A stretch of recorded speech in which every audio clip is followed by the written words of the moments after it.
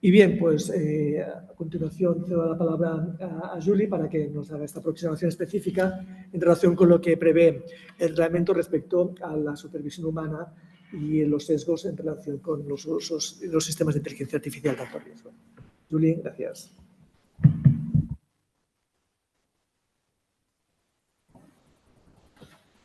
Gracias, Agustí. Buen día, buenos días.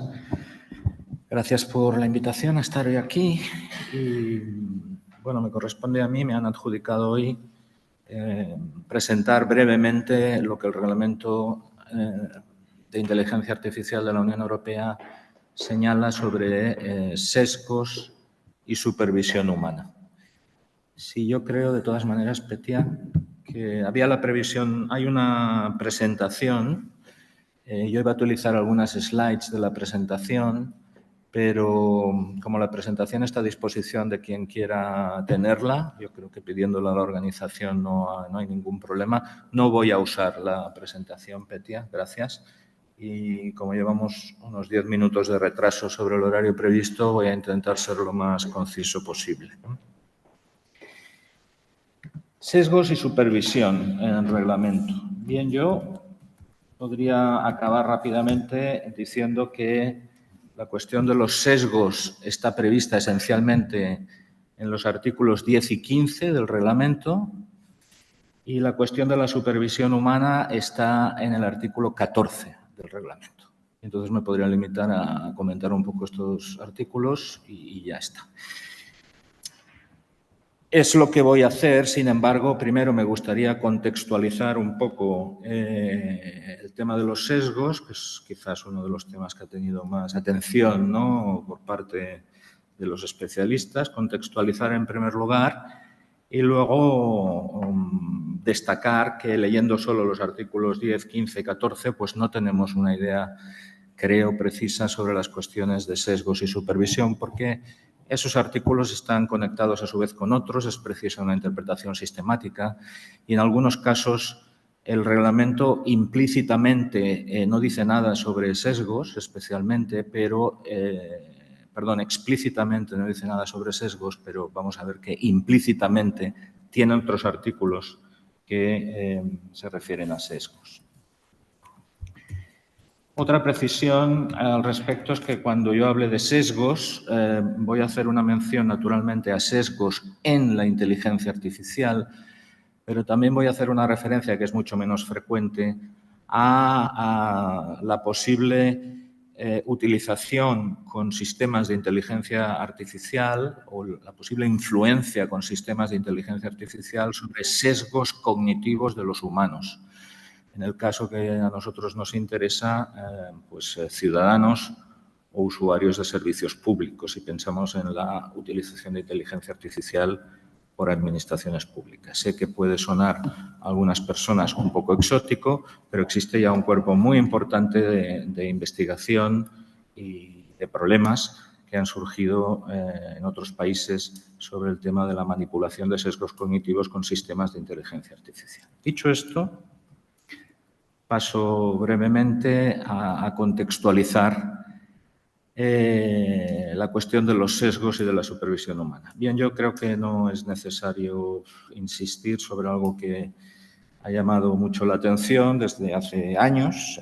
Se ha recogido incluso en libros de una cierta difusión más popular, ¿no? Me refiero ahora a la automatización de la desigualdad por Eubanks o las armas de destrucción matemática por Cathy O'Neill, ¿no? Esos riesgos que presentan los sesgos en la inteligencia artificial se han recogido incluso en documentales como Coded Bias, muy interesante, ¿no? Por ejemplo, en ámbitos de reconocimiento facial, etc. Bueno, partiendo de que el problema está, yo creo, conocido y más en este foro, yo creo que también es bueno destacar, por cosas que van a ir surgiendo, el concepto de sesgo desde una perspectiva, estamos analizando el reglamento, por tanto, yo la perspectiva que adopto ahora es una perspectiva jurídica. El concepto de sesgo, que efectivamente el reglamento de la Unión Europea menciona varias veces este concepto, es un concepto extraño para el derecho español. Nosotros no tenemos tradicionalmente reconocido en nuestro derecho ni usado el concepto de sesgo. Es diferente del concepto de bias en el ámbito del common law, mucho más utilizado antes de la extensión del uso de inteligencia artificial. Por tanto, nosotros hemos pasado a definir bias o sesgo como discriminación.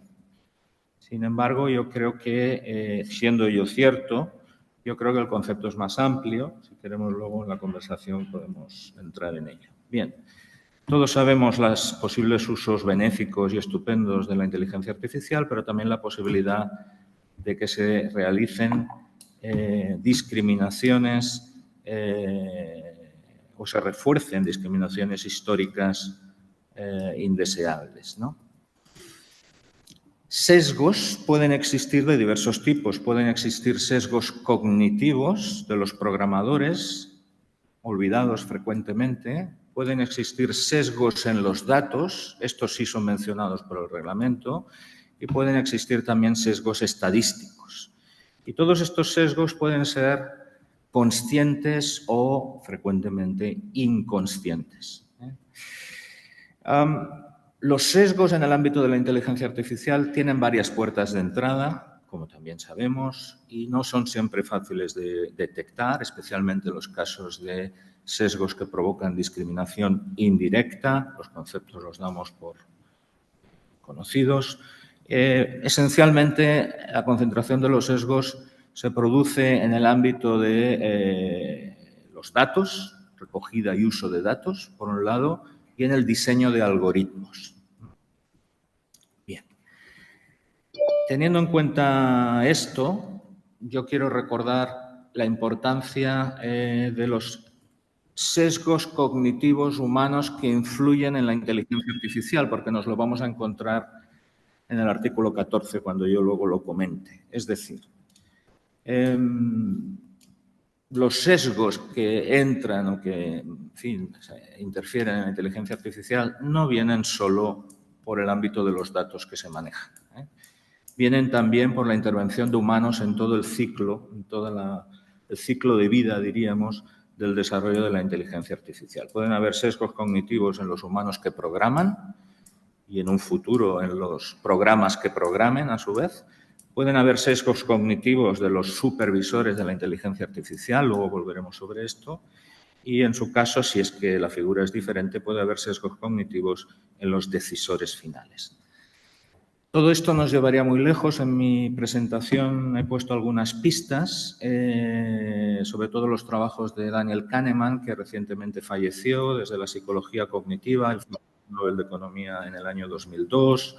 Eso ha sido desarrollado luego en el ámbito de la economía y del derecho, por Thaler, el premio Nobel, por Sunstein. Hay todo un cuerpo importante sobre el estudio de los sesgos cognitivos y especialmente en el ámbito de las personas que intervienen en el ámbito de la inteligencia artificial. Hay sesgos que afectan a los programadores, como el sesgo de confirmación o el sesgo de disponibilidad respecto a la información, o también el sesgo, ahora entraremos con más detalle, el sesgo de automatización, confianza excesiva en la inteligencia artificial, que es un sesgo que está vinculado al sesgo de anclaje de decisiones, una serie de sesgos cognitivos de los humanos que se relacionan con las máquinas que no podemos olvidar, ¿no? Y que presentan riesgos de tomar malas decisiones, ¿no? Naturalmente, los sesgos en los datos, por supuesto, ahora llegaremos a ellos, ¿no? El otro problema de los sesgos, antes de entrar ya en los artículos concretos, es la cuestión de no los sesgos en la inteligencia artificial, que entran vía humanos que trabajan con ella, vía datos que se utilizan, sino la inteligencia artificial operando sobre los sesgos cognitivos de los ciudadanos y de lo que se interesa a nosotros ahora, de los usuarios de servicios públicos o ciudadanos. Esto es un tema también trabajado, en que existe, en fin, un cuerpo también de reflexión, incluso alguna declaración del Comité de Ministros del Consejo de Europa, ya lo digo bien, Hay una declaración específica del año 2019 sobre los riesgos de la inteligencia artificial en la manipulación de los sesgos humanos. Y eso nos lleva a un concepto que yo tampoco me puedo detener, lo doy por conocido, que es el concepto de patrones oscuros o dark patterns. Bien, planteado todos los posibles sesgos, las vías de entrada, los sesgos distintos, sabemos que tenemos una regulación de los sesgos en España, la Ley 15/2022, integral para la igualdad de trato. Sabemos que como soft law tenemos la Carta también de Derechos Digitales. A mí esto no me interesa. En relación con los dark patterns tenemos otro reglamento de la Unión Europea, el de servicios digitales, que ha prohibido los patrones oscuros en su artículo 25, llegamos al reglamento. Tenemos este corpus previo, un contexto, llegamos al reglamento. ¿Qué dice el reglamento sobre sesgos? Bien, yo dividiré en dos aspectos. Quien quiera saber qué dice el reglamento sobre sesgos tendrá que mirar los considerandos y en este sentido yo recomendaría mirar los considerandos 27, 61, 67, 70 y 110. Estos son los considerandos donde hay alguna referencia a sesgos. Repito, 27, 61, está en el PowerPoint, 61, 67, 70 y 110. El más relevante creo que es el 67, que se refiere a la calidad de los datos. Es decir, el reglamento aborda especialmente o le preocupa, o así lo expresa en sus considerandos, los sesgos que puedan entrar en la inteligencia artificial vía recogida y uso de datos. Y considerando 67, yo recomiendo especialmente la lectura. En el articulado, ¿qué dice en el articulado? Yo he dicho que básicamente son los artículos 10 y 15, y así es, aunque hay que añadir algún otro artículo. Por ejemplo, el artículo 5, que ha mencionado el profesor Cerrillo, que recoge los usos prohibidos de inteligencia artificial, los riesgos inaceptables. Cuando se refiere a estas prácticas de inteligencia artificial prohibidas, el primer párrafo del artículo 5 se refiere, y algo ha dicho el profesor Cerrillo, a aquella inteligencia artificial que se sirva de técnicas subliminales que trasciendan la conciencia de una persona o de técnicas deliberadamente manipuladoras o engañosas. Estamos rozando la cuestión de la utilización de la inteligencia artificial para la manipulación de los sesgos cognitivos nuestros como humanos. Por tanto, habrá que ver y habrá que discutir cómo interacciona este artículo 5.1 con lo que ya dice el 25 del Reglamento de Servicios Digitales, que prohibía los patrones oscuros. Dejo eso apuntado ahí. Los dos artículos básicos son el artículo 10, que se titula Datos y gobernanza de datos, que se refiere a que los conjuntos de datos de entrenamiento, validación y prueba deben someterse a prácticas de gobernanza, lo estoy leyendo y está en mi presentación, de gobernanza y gestión de datos adecuadas, centrándose particularmente en el examen atendiendo a posibles sesgos. Hay aquí la mención, que pueden afectar a salud, seguridad de las personas, afectar negativamente a derechos fundamentales o dar lugar a algún tipo de discriminación. Esto es la letra F de Francia. En la letra G de Girona, del artículo 10, vuelve a repetir la necesidad de introducir medidas adecuadas para detectar, prevenir, mitigar posibles sesgos. Y es particularmente relevante, creo, el artículo 10, apartado 5. En la medida en que sea estrictamente necesario para garantizar la detección y corrección de los sesgos en los datos asociados a los sistemas de inteligencia artificial de alto riesgo, de conformidad con lo que acabo de decir, los proveedores de dichos sistemas podrán tratar excepcionalmente las categorías especiales de datos personales. Una vinculación aquí de los sesgos con los proveedores y con los datos personales. Los proveedores pueden tratar categorías especiales de datos personales, recordemos aquellos datos personales del artículo 10 del Reglamento General de Protección de Datos, que se refieren a datos personales revelando orígenes raciales o étnicos, opiniones políticas, etcétera, etcétera. Los proveedores pueden tratar estos datos para detectar y corregir sesgos siempre que ofrezcan garantías adecuadas en relación con los derechos y las libertades fundamentales y cumplan una serie de condiciones. El artículo 10.5 va detallando Yo ahora no me puedo detener, pero entre otras que las categorías especiales de datos se eliminen una vez se hayan corregido el sesgo. Y eso es importante. Por tanto, artículo 10, FG5, artículo 15, referido a, entre otras cuestiones, a robustez. Y precisamente en referencia con la robustez, el artículo 15 se refiere de nuevo a los sesgos en los sistemas de inteligencia artificial de alto riesgo, aquellos que sigan aprendiendo después de su comercialización o puesta en servicio. Por tanto, hablaríamos de sistemas machine learning, aprendizaje automático,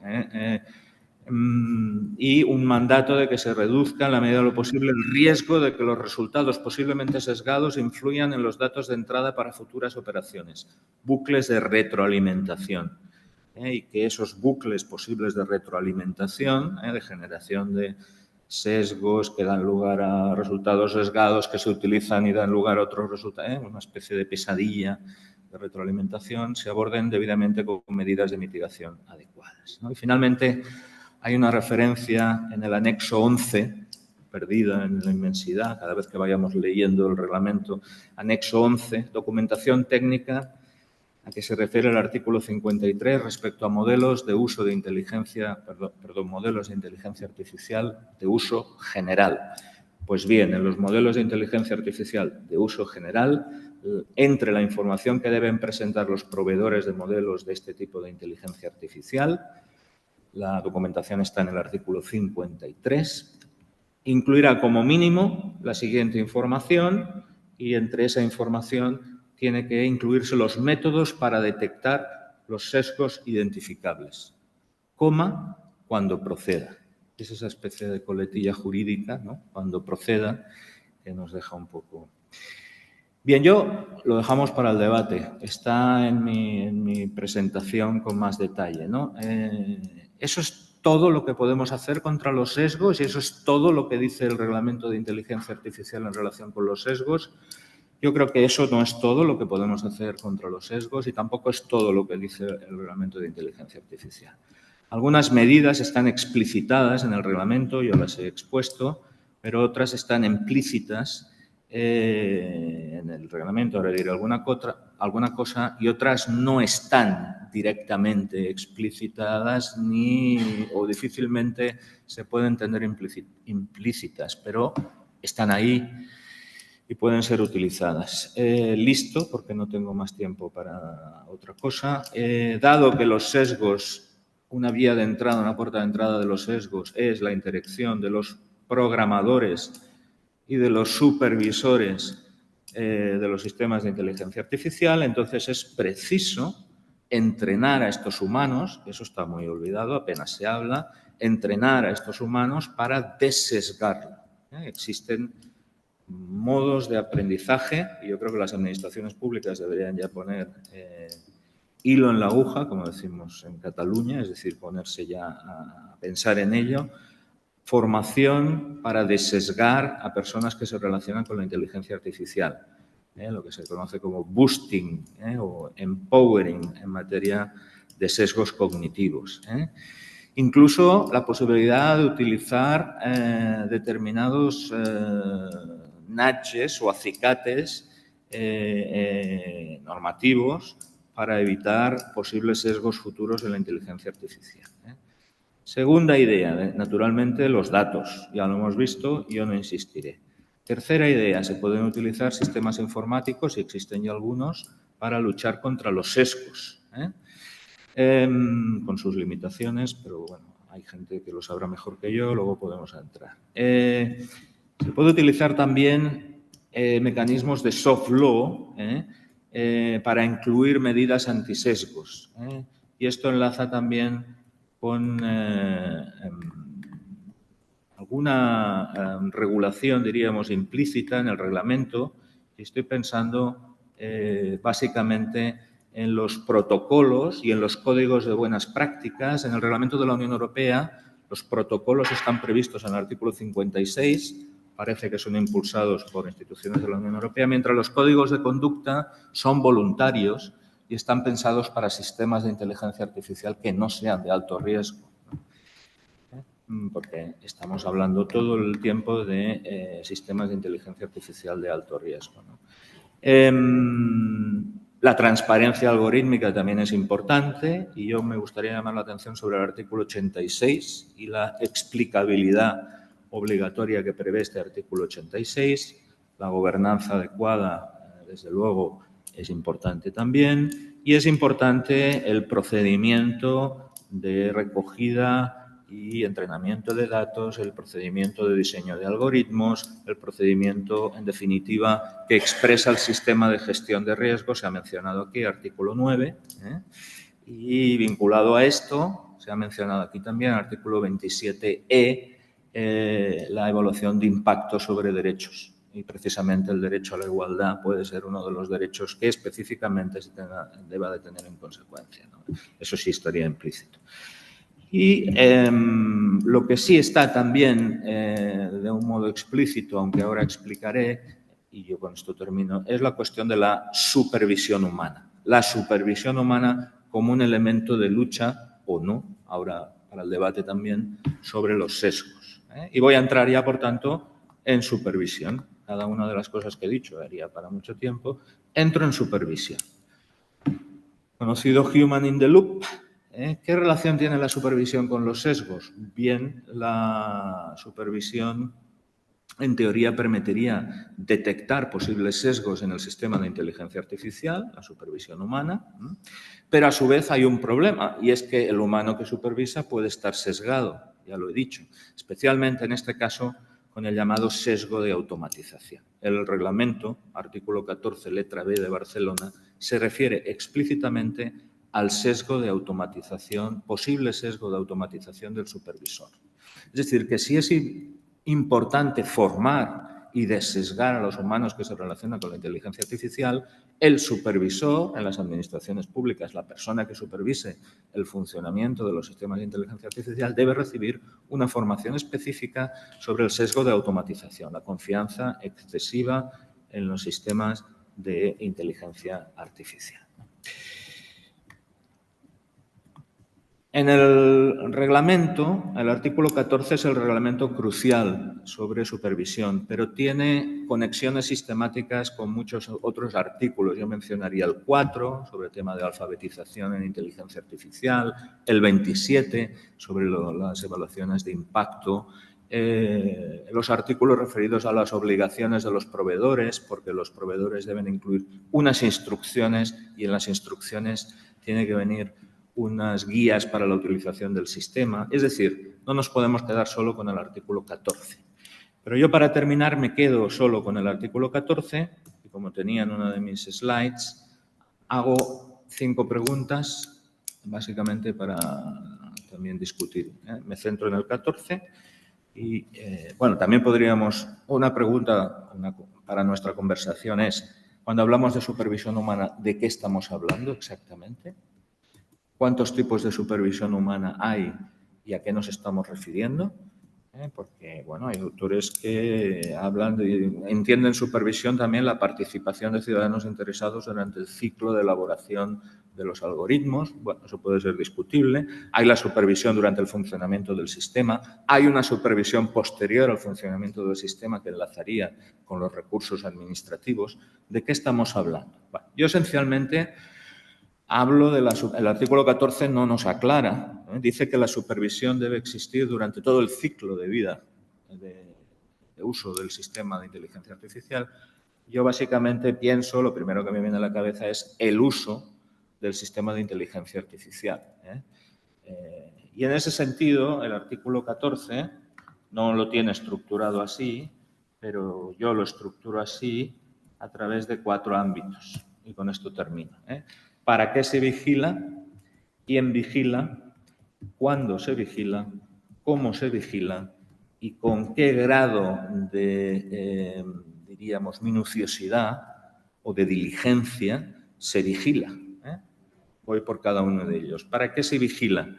Bien, el artículo 14 nos aclara que con la idea de prevenir o reducir al mínimo los riesgos para la salud, la seguridad o los derechos fundamentales. Es evidente que el supervisor debe estar atento también a los sesgos que puedan afectar al derecho a la igualdad, ¿no? ¿Quién vigila? Bien, vigila el responsable del despliegue. En nuestro caso, quien nos interesa, las administraciones públicas, bajo las indicaciones del proveedor. El proveedor está obligado, una de sus obligaciones, los artículos 8 y siguientes, no recuerdo ahora, creo, no sé si es no lo recuerdo, el 13, pero no lo recuerdo. Está obligado el proveedor a desarrollar y diseñar los sistemas de modo que puedan ser vigilados, en primer lugar, primera obligación del proveedor, y en segundo lugar, debe incluir en las instrucciones, es el artículo 13, debe incluir en las instrucciones las especificaciones que indica el proveedor para la supervisión o la vigilancia del sistema, ¿no? Tercera pregunta. ¿Cuándo se vigila? Se vigila, dice el artículo 14, en todo el ciclo de funcionamiento del sistema de inteligencia artificial. Cuarta pregunta, ¿cómo se vigila?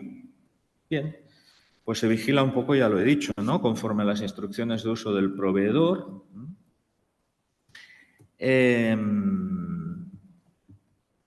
Los seres humanos que vigilan la inteligencia artificial deben tener ciertas capacidades, de ahí que las administraciones públicas deban estar pensando ya en esta formación. Deben entender adecuadamente el funcionamiento, ser conscientes del sesgo de automatización, interpretar correctamente la información del sistema, decidir en cualquier situación no utilizar el sistema o incluso apretar el botón del pánico y, por tanto, interrumpir el sistema pulsando un botón de parada. No es suficiente con que haya un humano que vigile. El humano debe tener unas características específicas y unas habilidades específicas. Enlaza con el artículo 4 también del reglamento. Se insiste en varios artículos. El 26, el humano debe tener la formación, la competencia, la autoridad, etcétera, etcétera. ¿Cuándo se vigila? Ya lo he dicho. Creo que me quedaba una pregunta. Bueno, hay algunas otras especificaciones. La necesidad de una vigilancia con 4 ojos, diríamos 2 humanos, en el caso de los sistemas biométricos que sí están permitidos y son de uso de alto riesgo del anexo 4. Bueno, yo creo que está bien. ¿Con qué grado de diligencia? Quinta pregunta, ¿no? ¿Cómo de minucioso ha de ser el supervisor? Y eso tiene efectos importantes, o podrá tener importantes en relación con la responsabilidad patrimonial de las administraciones públicas. Por ejemplo, ¿no? ¿Qué ocurre si no existe una supervisión adecuada y se causan daños por el funcionamiento del sistema de inteligencia artificial?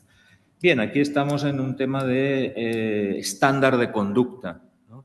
Y eso nos reconduce, yo no voy a entrar, a las obligaciones derivadas del derecho a una buena administración, abundantísimamente ya establecidas por la jurisprudencia, no todavía en el ámbito de la inteligencia artificial, y por tanto a la diligencia debida o al debido cuidado en el desarrollo de esta vigilancia, ¿no? Estamos hablando todo el rato de vigilancia o supervisión de los sistemas de inteligencia artificial solo de alto riesgo. Y por tanto aquí voy a presentar algunas preguntas para el debate, ¿no? Primera pregunta, ¿qué capacidad humana real hay para supervisar un sistema de inteligencia artificial de alto riesgo que puede tener una complejidad extraordinaria y además puede venir con el problema de la llamada caja negra, ¿no? ¿Hasta dónde la vigilancia humana no es en algunos casos, o no va a ser en algunos casos, una especie de placebo, ¿no? Todos tranquilos porque hay un humano supervisando, hay un capitán al mando. Pues no lo sé, habrá que reflexionar, ¿no? Necesidad de formación, ya lo he dicho, ¿no? ¿Cómo vamos a formar a estas personas, ¿no? Y las relaciones entre supervisión y control de los sistemas de inteligencia artificial y interacción con un humano y asistencia de un humano. Es decir, ¿es lo mismo? ¿Es distinto? Por ejemplo, en España se está tramitando en el ámbito de las relaciones interprivatos un proyecto de ley que creo que no se ha aprobado todavía, por el que se regulan los servicios de atención a personas consumidoras y usuarias que actúan en calidad de clientela. Si se aprobara este proyecto de ley, los clientes consumidores tendrían derecho a relacionarse con un humano, obteniendo atención personalizada y ejerciendo su derecho. Algo de esto dice el artículo 22 del Reglamento General de Protección de Datos, cuando nos menciona el derecho a obtener intervención humana. Bien, el reglamento no parece que diga nada de esto. Nos está hablando de control o supervisión. No nos está hablando de interacción con un humano, ni de tener derecho a interacción con un humano. Eso debe quedar entonces para las regulaciones nacionales post-reglamento. Yo estoy equivocado y cuando hablamos de supervisión y vigilancia también estamos hablando de interacción o de asistencia con humano. Yo creo que son cosas distintas, ¿no? Y lo dejaría aquí y ya está. Muchas gracias.